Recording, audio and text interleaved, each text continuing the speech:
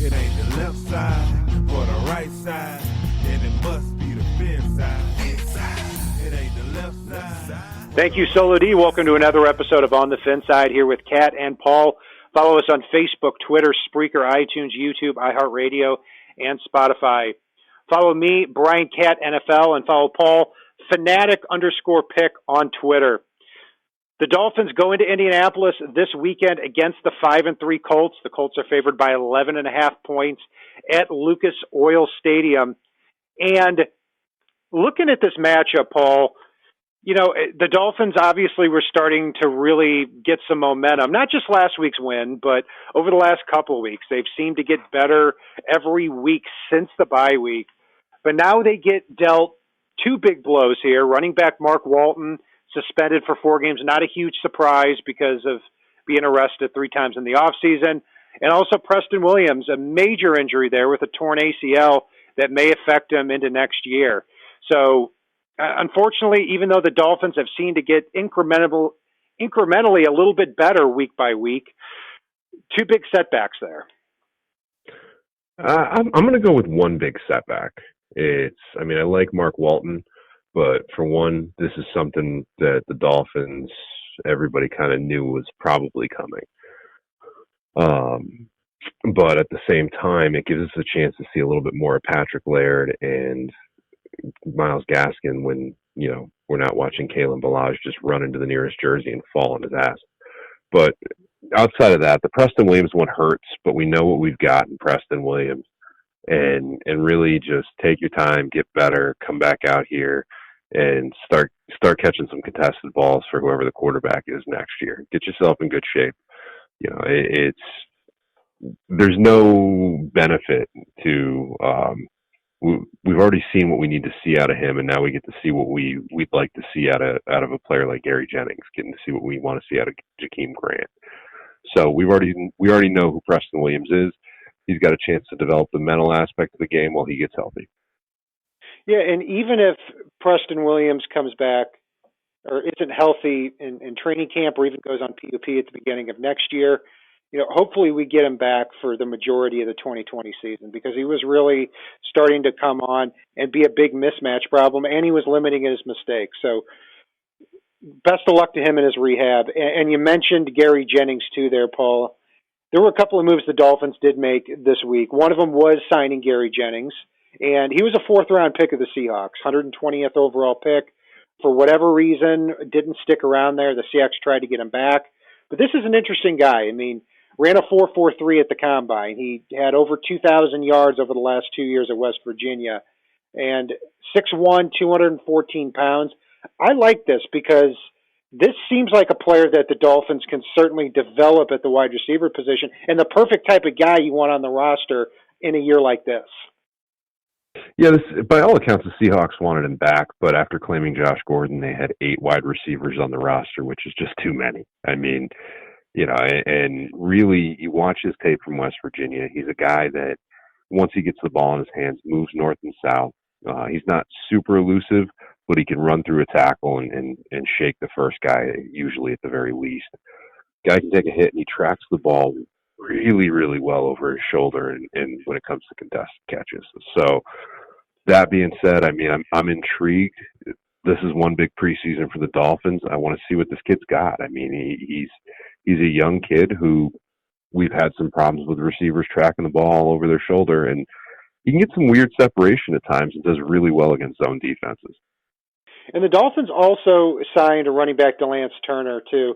He's been on the Ravens practice squad. He's bounced around the league a little bit. I was impressed by his burst watching the Ravens in preseason. And so we'll see about him and whether or not he's active this week. But like you said, Patrick Laird should get on the field. Maybe we see Myles Gaskin get on the field for his first action, too. So that remains to be seen. A few other signings here. The Dolphins picked up Marcus Sherrills from the Vikings. Uncharacteristic for them. He's on the wrong side of 30, but he does have some experience in the Vikings secondary. Also can return kicks, so maybe that's something we see. And the Dolphins cut Robert Kendiche. Didn't make a huge impact here and didn't seem to fit the defense very well either. Yeah, I'm basically giving the same response I sent you as an emoji right now. I'm just kind of shrugging my shoulders at the Incomdici news. I was hoping that he would pan out when he got to Miami. Sat on PUP for a while, came off, and did exactly nothing. He basically looked less impressive than Charles Harris out there. So that being said, good luck, Robert Nkemdiche. Enjoy the XFL, which is where I'm sure you are probably heading after a few more people give you a little tryout. I hope players like that go to the XFL. I want to see some of these guys at least go somewhere, play football, get a paycheck. So we'll see. Mm-hmm. Good luck to you, buddy. I think he's going to get another chance in the NFL, but we will see. He hasn't made a huge impact so far. Paul, let's look at the Colts game here. And the good thing is I'm going to actually be at the game this weekend. And unlike with my jerseys, I have the exact opposite effect when I'm at a Dolphins game. When I haven't been to a Dolphins game since 2015. I used to go to one or two every year, but just haven't the last couple of years. 2014, I went to two. They beat the Chargers 37-0. They beat the Bears 27-13 in Chicago when I went. 2015, they beat the Texans 28-10 in a game that Rob Profit and I went to. And then the next week, they beat the Texans 44-26. So I don't know. We'll see. I mean, the jersey thing is real in the wrong way. So maybe, I don't know, maybe the Dolphins pull this one out this weekend. But they are 11.5-point underdogs in Indianapolis. The Colts are 5-3, looking like a team that's going to be vying for the playoffs here, Paul. What's your feeling heading into this game? Well, for starters, I'm very curious to see if Jacoby Brissette gets on the field in this one. By all accounts, it looks like he's going to play. And that may play a little bit into the Dolphins' hands if you're looking for a win this week, because let's face it, Brian Flores has some familiarity with Jacoby, his skills from Flores' time up in New England. But at the same time, God, this is one, like, I can never root for the Dolphins to lose. I never can. I know we're in tank mode, and some of our fans may roast me in the comments, and I'm fine with it. But in reality, if there's a game that's helpful for the Dolphins to lose, this is one of them. We need somebody to pull ahead of the Texans in the AFC South, and that's a tough task as it is right now. So I would love to see the Colts pull ahead of the Texans, even if it means that they have to win this week, even though I'll obviously be rooting for my team. Yeah, that's a good way to put it. I mean, when you look here at the draft order now, and specifically the Dolphins draft pick, if they lose this game here, they're going to be picking no lower than third heading into Week 11, because the Redskins are going to have a bye week. So the Dolphins and Redskins are 1-8. The Dolphins are going to jump ahead of them from 4-3 because of the strength of schedule. And also, the Bengals play at home after making a quarterback switch to fourth round pick Ryan Finley. And the Jets are basically playing a home game too against the New York Giants, which is also maybe even for them a game that could be winnable for them. So you should see the Dolphins here if they don't come out ahead in the top three in the NFL draft. But yeah, you're right, Paul. It's been disappointing with the Steelers and with the Texans, because at a certain point, really in week 4, week 5, we start talking about maybe we're going to have 2 picks in the top 10 or the top 5. Yeah, I miss those days. I mean, you look at 2 picks in the top 5, and you're going to come away with probably some combination of Tua or Joe Burrow, with either Chase Young or Andrew Thomas, very potentially, with a consolation prize being somebody like Okuda or Delpit. So, it's hurtful to go to maybe, as high as 4th and 17th and 24th, as it looks right now. But there's a lot of season left here. We're not, more than halfway through. So very interesting to see how this all plays out. I mean, God, I keep playing the scenarios, but one thing I will say, Dolphins fans, is you don't have to hate Tua Tagovailoa to love Joe Burrow. You don't have to hate Joe Burrow to love Tua Tagovailoa. You can actually like both of them, and even like Chase Young as well, because let's face it, they're the top 3 prospects right now on a lot of draft boards. They're probably going to be pretty good no matter which one it is. Just a thought. That's for sure. And if I would consider anything other than those top 3 guys a very distant consolation prize. But the Dolphins also have a lot of picks, and if they end up picking, not in the top 3, but in that 5 to 7 range, it probably meant that a lot of players on this roster stepped up and played above their talent level, and we're feeling pretty good about the coach. So there is some win-win involved there. But sticking on the top 2 guys that you mentioned, Paul, Tua Tagovailoa and Joe Burrow, we'd be remiss not to point out this weekend, 2:30 Central, 3:30 Eastern. If you're a Dolphins fan, be sure to watch this game because you are going to see those 2 quarterbacks square off. Right now, Tua is coming back off an injury, and if one player does significantly better than the other player in this draft, it's gonna change the draft stock, and it's going to be a game that a lot of people are talking about, not only now but in the pre-draft process. Well, not only that, but you look at this game and how many potential first-round picks, let alone top 10 picks, are in this game. I mean, Jerry Jeudy's projected in the top 10 for a lot of folks. Grant Delpit. You look beyond that, basically all of Alabama's wide receivers. I mean, it's crazy how many players in this game are really projected highly in this draft. So with Miami having so many picks in the top 3 rounds, why wouldn't you watch this game if you're a Dolphins fan? Yeah, and if you just DVR this game and keep it on your DVR, around draft time, you're probably going to know 15 of the top 40 players in the draft, and that's not an exaggeration. So be sure to tune in to watch that game. But, Paul, getting back to the Colts game here, it looks like the Dolphins are going to be healthier than they've been in quite a while. Ken Webster still expected to miss this game. Hopefully he comes back soon because I don't want him to be a guy that slides onto IR. Rashad Jones should be back at strong safety, give them a little bit of help. Daniel Kilgore should be back at center. It remains to be seen if he's going to start. He probably will. But not a lot of injuries there for the Dolphins. For the Colts side, like you mentioned, Jacoby Brissette, as of the time we're recording this, probably will play. And that's a great observation you had, too. Not only does Brian Flores know Jacoby Brissette very well, but he also knows Brian Hoyer very well from his time in New England. This is true. And you factor in that T.Y. Hilton at this point is expected to miss the game this week. And that definitely dumbs down any quarterback's ability to stretch the field when T.Y.'s out. So there could be some very interesting moments based on familiarity in this game with either opposing quarterback.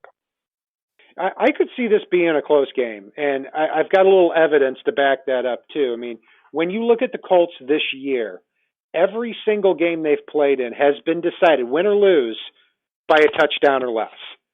So when you factor that in, and you also factor that you take away T.Y. Hilton, who's their over-the-top threat like you talked about, they've still got a lot of good weapons, but they don't have Andrew Luck at quarterback. They don't have T.Y. Hilton at wide receiver. They don't have a lot of speed on the offensive side of the ball. So I think their strategy offensively is going to try to be to run the ball down the throats of the Dolphins and their front seven here with Marlon Mack. And Marlon Mack has turned into quite a good player because he was a scat back coming out of South Florida, just kind of a speed guy. I've been very impressed at how he has turned around and become this physical, all-around good football player. If you watched Sunday Night Football a few weeks ago, just great balance, great vision, and toughness, too. So this is a player as well, 15 carries for 85 yards against the Dolphins last year, made a major factor in the second quarter. So, that's the big thing. With the Colts offensive line, this unit has turned into from a laughing stock to one of the best offensive lines in the league from left to right with Anthony Costanzo, Quentin Nelson, Ryan Kelly, Mark Lewinsky, and Braden Smith. So big challenge this week for the Dolphins defensive line, Paul. It really is. And the edges of the Dolphins defensive line, when you've got Taco Charlton and Charles Harrison, are not as strong at rushing the passer as they are when they've got freaking, Raekwon McMillan and wow, I'm drawing a blank on Jerome Baker. on not Jerome Baker. Vince Beagle. Vince Beagle. God. See what happens when we overturn the roster. We start running every name on the planet that we've had the last 3 years. I got a Beagle right beside me. That's the only reason I remembered. So. Oh, okay. Well, yeah, Vince Beagle and Rake McMillan seem to generate a lot more pass rush while still being able to defend the run than our pass rushers do, which is intriguing to me. So it'll be interesting to watch that. It'll be interesting to watch if Jerome Baker continues to emerge like he has been the last couple of weeks. Be interesting to see if Jerome Baker can find his mama in the stands based on his latest version of Mic'd Up, considering he spent the entire last game looking for her up in the stands. But really, this D-line is going to need penetration from Godchow. It's going to need penetration from John Jenkins. It's going to need Christian Wilkins to continue his emergence we finally saw a flash of last week against these guys. Because Marlon Mack is definitely very good. And then you look at, what's his name there? Let's try to think off the top of my head. I believe it was Jordan Wilkins was averaging 6 yards a carry on 24, 25 carries so far this season. So, I mean, even when they change the pace a tiny bit, you know, they still have an effective running game. So you have to respect the run. And if Jacoby's in there, he's a little fleet of foot, as we saw a few years ago when he was with the Patriots. Yeah, and he doesn't make many mistakes either. I think that's the difference between he and Brian Hoyer. And it looks like Brissette is going to play in this game. And he's risen to the challenge. I mean, very respected in that locker room. And, you know, completing almost 65% of his passes, 14 touchdowns, 3 interceptions, quarterback rating of 99.7. Not a big risk taker. And that's what I think you're going to see here in this game. I think that the Colts are going to be very risk adverse. They're going to, you know, try to move the ball down the field, but they're going to be comfortable punting the ball if that's what needs to happen. And, you know, to go back to what you said, Paul, you know, I don't think we're going to see a lot of penetration from Christian Wilkins and Davin Godchow. Because very simply, the Colts offensive line to me is too dominant. What I'm hoping to see here is from that linebacker group that you can get a Raekwon McMillan and a Jerome Baker and maybe a Rashad Jones coming back from injury, slicing into the backfield for some 2 or 3 yard losses, forcing the Colts into a 2nd and 12, 2nd and 13, and then maybe you can unleash Taco Charlton and Vince Beagle to the quarterback. I'm a little leery about blitzing Jerome Baker a lot in this one, and the reason for that is Jack Doyle and Eric Ebron. I mean, the two of them have nearly identical stat lines out there right now, and really, that's been one of the Colts' bread and butters with, especially with Ty out. The fact that, you know, Eric Ebron and Jack Doyle both have over 230 yards receiving on the season. You've got almost 500 receiving yards and 5 touchdowns between your 2 tight ends for the Colts. And you need to find a way to stop them to slow down the Colts offense. It's plain and simple, especially with Jacoby Brissette or Brian Hoyer in there, because they're safety valve style quarterbacks. I don't care what you say about them, how good you think they are. You know, they're middle of the pack, and typically middle of the pack is pumping the ball to their tight ends, play in, play out. So we need to keep Jerome Baker out there, keeping an eye on Eric Ebron because he's a little more athletic than Sam McGuavin, and I like his coverage abilities more than Sam's. Yeah, that's a good observation because Eric Ebron and Jack Doyle, we might be talking about 2 of the top 10 or 15 tight ends in the league there on the same team. And if you do blitz Baker, you may leave one of them open. And Doyle and Ebron both had big games last week. And Ebron actually met with Frank Reich here over the last week too, and wanted to be a bigger part of this offense. So we'll see if that is the case. On offense for the Dolphins, Ryan Fitzpatrick has a shoulder injury this week. Obviously, will play. That's something that bears watching as we continue to go along here, because since he has been inserted into the starting lineup over the last 3.5 games, the Dolphins have been playing much, much better on offense. Actually, I think 75 points they've scored in the last 3.5 games, which comes out to 21.5 points a game. Nothing world-beating about that, but definitely productive in moving the ball down the field. So at running back, we should see Kalen Ballage, God help us, taking the handoff and running like a scarecrow into the line of scrimmage with no vertical movement or anything. He's basically a faster, not quite as tough version of Daniel Thomas. Is that a fair assessment? Yeah. It's basically like Brandon Jacobs, if Brandon Jacobs, or a glass sculpture Brandon Jacobs will go with, because it's, Brandon Jacobs could run vertical and just run through everybody, whereas frickin' Balaj looks just like him, runs up and shatters the second anything touches him, whether it's a blade of grass, the paint on the field, or even an opposing player. So, God help us. I think the Dolphins are going to see a lot of Patrick Laird in this game, and I'm very excited because, again, he looks like kind of that Danny Woodhead type of player, and I've been waiting for him to get on the field. I've been disappointed that he really hasn't sniffed any action so far, but a fearless prediction I have, I'm going to say Laird gets on the field. I'm going to say he catches 6 passes in this game. I think we're going to see a lot of him. Wouldn't surprise me if in a couple weeks before Walton gets back, we're talking about him touching the ball more than Kalen Balaj. At wide receiver, Paul, Preston Williams won't be in there. I think we're going to see a lot more of Jakeem Grant out there in the slot, and he's been playing a lot better here in recent weeks. He has, and honestly, I hope we see him out on the edge with Wilson in the slot, because as goofy as it seems based on body type and everything else, Jakeem Grant is better on the edge than he is in the slot. It's weird, but it is what it is.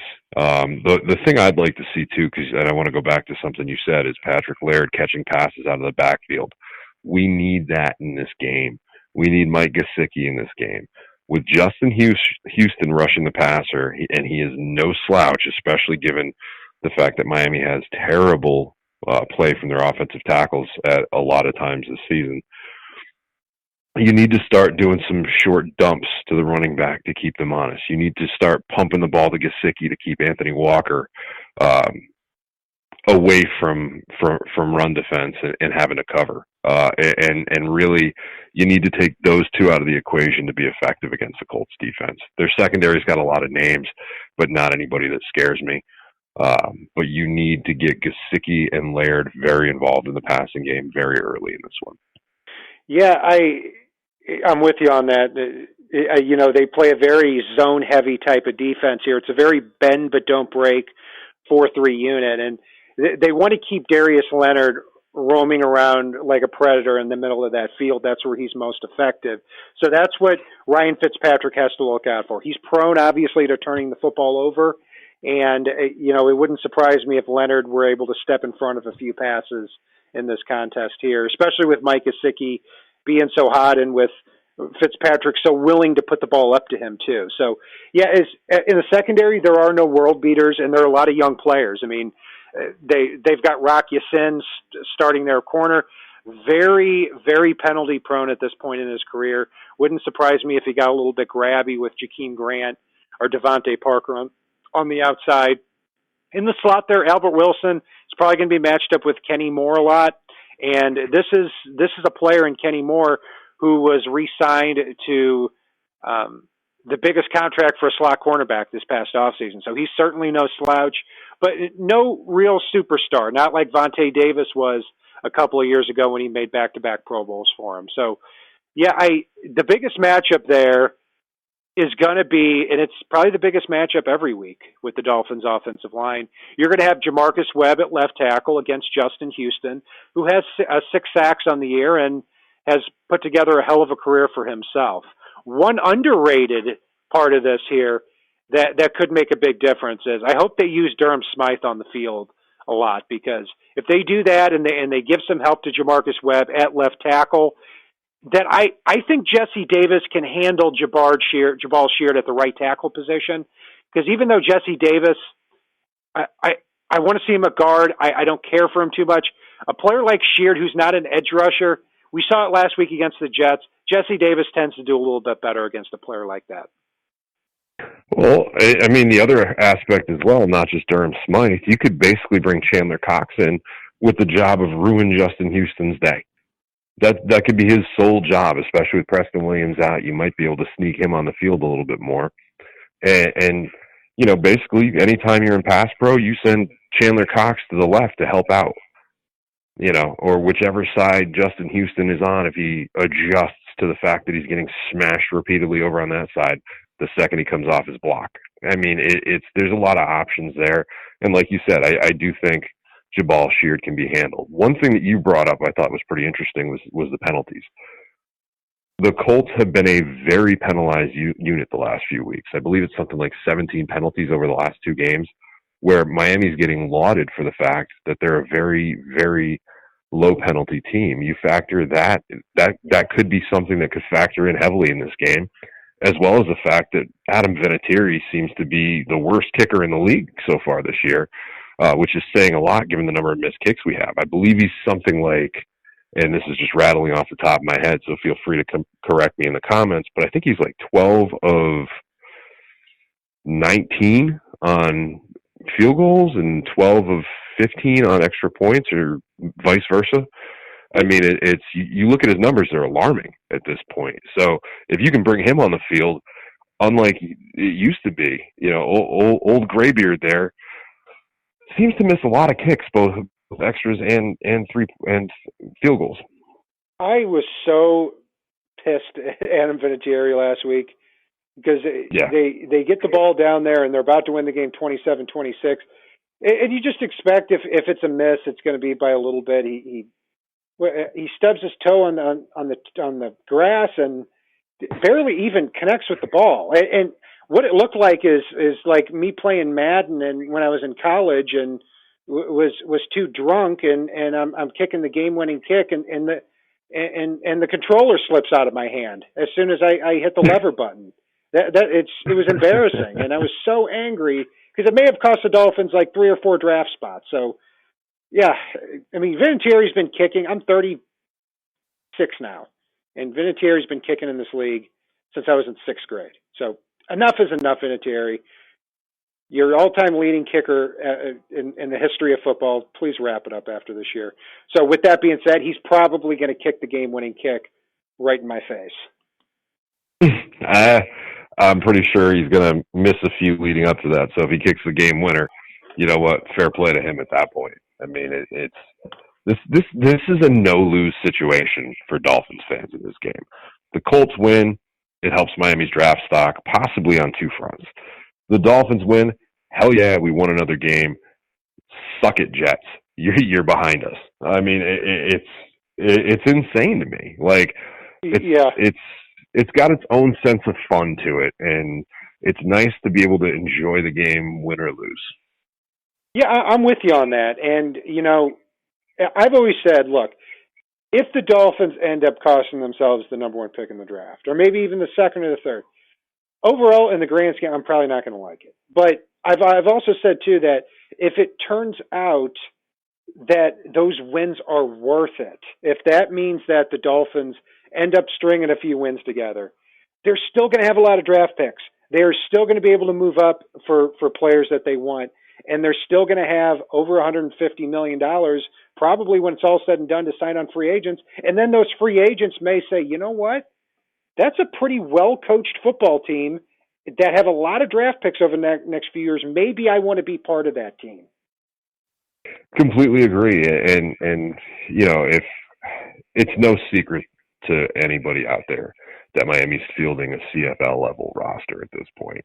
They're one step shy of being in the XFL with the roster they have today.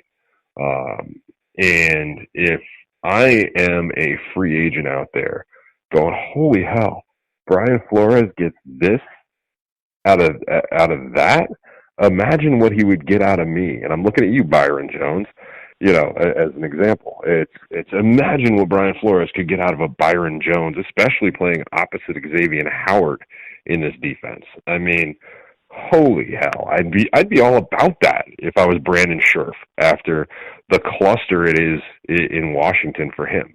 You look at that and God, imagine what they do with an offensive line. Wow. That's the biggest thing they need to solve for next year. That's for sure. But yeah, I mean, there's a lot of ways to put some players together, and it is getting more exciting when you see that every week we keep going by. We talk about more John Jenkins types and more Vince Beagle types that seem to be coming out. And the big thing too is what I've noticed about this coaching staff is the simple things that we've talked about over the last couple of years, not only with Adam Gase, but with going back to Joe Philbin too, is the simple things. It's like, how do you not see this as a coach? Like, for example, like we talk about, our offensive tackles, Jamarcus Webb and Jesse Davis being so bad. I like that they keep a tight end into block or running back into chip to help them out. I like that on the defensive side of the ball, when it's 3rd and 4, you don't play the cornerback 10 yards off the ball, where the wide receiver just turns around and catches a pass for the first down. So other than the 3rd and 20 connection in the Steelers game on Monday Night Football, I don't look at what the coaching staff has done all that much and said, I can't point to much and say, you know what, they shouldn't have done this in this game. That really hurt us. Where I find we found ourselves saying that pretty much every game the last 5 years. Right, and I'll forgive them for that Steelers blitz, mainly because, you know what, they've taken a few chances, and I hate to say it, but Flores really, typically when he takes these chances, seems to hit one out of the park a lot more often than he misses. And granted, that Steelers one was egregious, but if any of those guys got to the quarterback on that play, we'd be talking about how brilliant Flores and Patrick Graham were for dialing that up. So I'll give them a pass on that. They went kind of prevent with their secondary, and it just didn't work out. And you put some NFL caliber players back there with Xavier Howard, and suddenly it's a whole different ball game. You get a couple of safeties to pair with McCain back there and Xavier Howard and hopefully Byron Jones next year, and suddenly, it's a whole different game. They're not reaching the end zone, most likely. Yeah, that's true. If they get a sack there on that 3rd and 20, nobody ever thinks or talks about that play. Maybe the Dolphins even end up winning that game there. So, Paul, let's wrap it up here. What's your prediction for this weekend? Believe it or not, I think Adam Vinatieri misses the game-tying field goal in the closing moments, and Miami actually pulls out a winning streak here of 2 in a row before starting to slide again, and wins this game 20-17. Interesting. Big underdog here. The Colts favored by 11.5 points. I think that is quite a big line. I'm going to go with the Colts taking this one at 27-20. I think that this is going to be a pretty close game throughout, but with that offensive line featuring Quentin Nelson and with Marlon Mack in the backfield, I think they're going to pound away, and I think something's going to really break loose there in the fourth quarter for them. So that will do it for our breakdown of the Miami Dolphins Indianapolis Colts matchup this weekend at Lucas Oil Stadium. I will be in attendance. Hopefully I bring more good luck to the Dolphins. The last time I was at a game where Brian Hoyer started, if Hoyer ends up starting, which he probably won't, the Dolphins were up 37-0 in the second quarter. So maybe Hoyer ends up starting and they get crushed again. But I see the Colts winning 27-20 with Brissette at quarterback. And you can follow Paul and I on Facebook, Twitter, Spreaker, iTunes, YouTube, iHeartRadio, and Spotify. Check out our merch store on the FinSide.threadless.com. Follow me, Brian Cat NFL, and follow Paul, Fanatic_pick. That's Fanatic with a PH. And if it's not on the right side and it's not on the left side, it is on the Fin side. So, Ladie, take us home. It ain't the left side or the right side, then it must be the Fin side. It ain't the left side or the right side, then it must be the Fin side. Listen, Dolphins fans across the land all tuning in to see what Brian Cat and Paul about to